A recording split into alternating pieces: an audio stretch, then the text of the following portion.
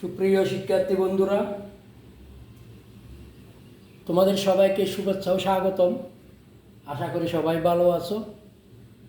আজকের এই পর্বে আমরা নবম ও দশম শ্রেণীর গণিতের অনুশীলনী 11.2-এর 11 নম্বর অঙ্কটি সমাধান করব। বন্ধুরা, 11 নম্বর অঙ্কটিতে এখানে বলা হয়েছে ক খ গ গ এর মধ্যে 300 টাকা এমনভাবে ভাগ করে দাও যেন ক এর অংশ অনুপাত ক এর অংশ সমান 2:3 এবং ক এর অংশ অনুপাত গ এর অংশ সমান 1:2 এবং গ এর অংশ অনুপাত ঘ এর অংশ সমান 3:2 হয়। অর্থাৎ 300 টাকা ক ক ঘর মধ্যে 4 জনের মধ্যে এমনভাবে ভাগ করে দিতে হবে যাতে ক অনুপাত ক সমান 2:3 এবং ক অনুপাত গ সমান 1:2 এবং গ অনুপাত গ 3 সমান 3:2 হয় মতো এইভাবে ভাগ করে দিতে বলা হয়েছে। তাহলে আমরা এখানে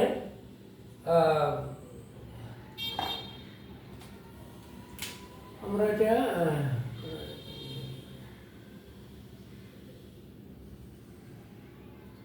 সমাধান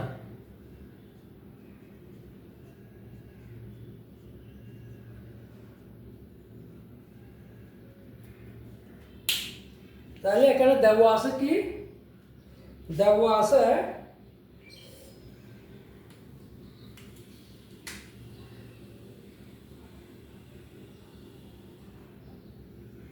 দেয়া আছে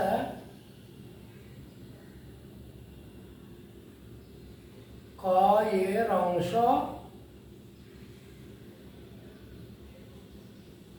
অনুপাত খ এর অংশ সমান কত 2:3। আবার খ এর অংশ অনুপাত গ এর অংশ সমান ক এর অংশ গ এর অংশ 1:2। এখন বন্ধুরা দেখো তো, এখানে আমার এখানে খ এর অনুপাত 3 আর এখানে ক এর অনুপাত 1, এখানে মিলে আছে। এখানে খ এর অনুপাত আমাদের এই দুইটা অনুপাত রাশির মধ্যে খ এর অনুপাত উভয় পক্ষে মিল নেই। তাহলে আমাদের যদি মিল করতে হয় তাহলে এদিকে খ যেটা আছে এটা দিয়ে এদিকে খ কে গুণ দিতে হবে। তাহলে গুণ দিতে হলে এদিকে ক আছে 3 অনুপাত আর এদিকে খ অনুপাত আছে 1। এই 1:2 এইটাকে 3 দ্বারা কি করতে হবে, গুণ দিতে হবে। তো সুতরাং সমান 1 গুণ 3:2 গুণ 3, অর্থাৎ উভয় পক্ষে 3 দ্বারা গুণ দিতে হবে উভয় রাশিকে। অনুপাতের উভয় রাশিকে 3 দ্বারা গুণ করে কেন করছি আমরা ক দুইটা সমান করার জন্য। তাহলে 3-কে 3 3×6। দেখো এখন আমাদের কাছে এই দেখো এখানে ক এর অনুপাত 3, এখানেও আমাদের ক এর অনুপাত কত হয়েছে 3। আমরা কি করছি, উভয় রাশিকে 3 দ্বারা গুণ করছি। এটা এখানে লিখে দিয়ে দিতে পারো, উভয় রাশিকে 3 দ্বারা গুণ করে, না দিলেও কোনো সমস্যা নেই। এখন আসো আবার বলতেছে গ এর অনুপাত গ এর অংশ অনুপাত গ এর অংশ সমান 3:2। আবার বলা হচ্ছে গ এর অংশ অনুপাত গ এর অংশ সমান কত 3:2। এখন দেখো আমরা এখানে গ এর অংশ আছে কত, গ এর অংশ পাচ্ছি আমরা কত 6। এখানে গ এর অংশ কত পাচ্ছি প্রথমে 3। তাহলে এখন আমার গ এর অংশ ঠিক করতে হইলে এটা এখানে গ এর অংশ আছে 6, এখানেও গ এর অংশ 6 করতে হইব না? 6 করতে হলে কি করতে হইব? এই 3কে এবং 2, 3:2কে 2 দ্বারা গুণ দিতে হবে। তাহলে 2 দ্বারা গুণ দিলে আমরা কত পাচ্ছি দেখো, সমান 3 গুণ 2 অনুপাত 2 গুণ 2 সমান 3 দুগুণ হত 6 অনুপাত 2 দুগুণ 6।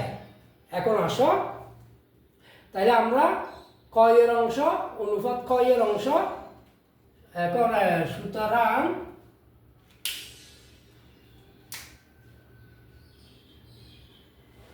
ক এর অংশ অনুপাত ক এর অংশ অনুপাত গ এর অংশ অনুপাত গ এর অংশ কত পাচ্ছি আমরা? সমান ক এর অনুপাত কত আমাদের এখানে দেখো, ক এর অনুপাত কত 2, ক এর অনুপাত কত, ক এর অনুপাত 2, তাহলে আমরা দিলাম 2 অনুপাত ক এর অনুপাত কত বন্ধুরা? ক এর অনুপাত আমরা কত সেম করতে গিয়ে কত হচ্ছে 3, ক এর অনুপাত 3। গ এর অনুপাত কত দেখো তো, গ এর অনুপাত এখানে 100, এখানেও কত 100, তাহলে 6, গ এর অনুপাত 6। আশা করি এতটুকু বুঝেছ। আমি আর একবার বলে দিচ্ছি, ক এর অংশ অনুপাত ক এর অংশ 2:3, ক এর অংশ অনুপাত গ এর অংশ 1:2। এখন এখানে দেখো এই খ এই ক, এই ক এর অংশ হচ্ছে 3, এখানে ক এর অংশ 1, তাহলে আমাকে ক এর অংশ সেম করতে হইব, আর নইলে তো আমরা অঙ্ক হচ্ছে না।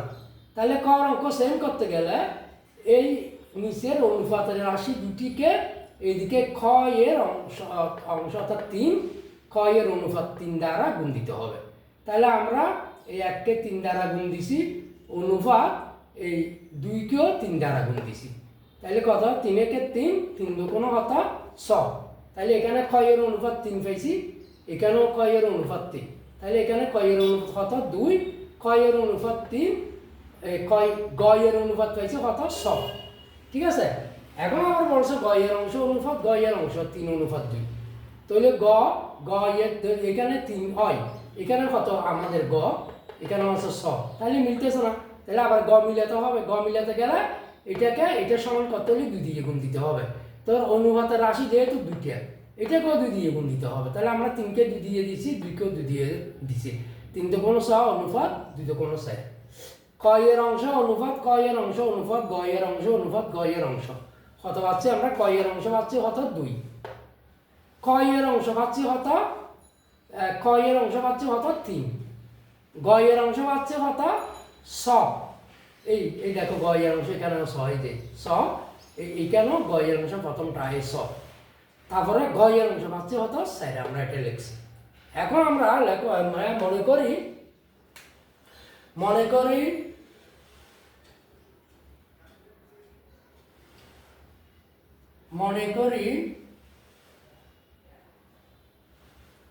ক এর অংশ, মনে করি অথবা এখানে লিখে ক ফাই 2, ক এর অংশ 2x টাকা, ক এর অংশ 2x টাকা, ক এর অংশ সমান 2x, ক এর অংশ সমান 3x, গ এর অংশ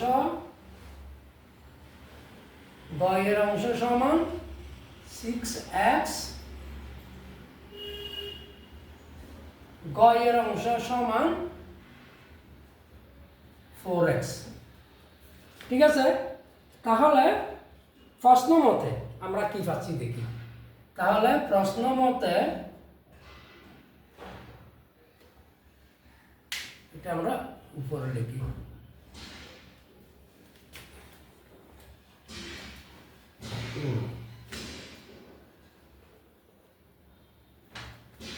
সুতরাং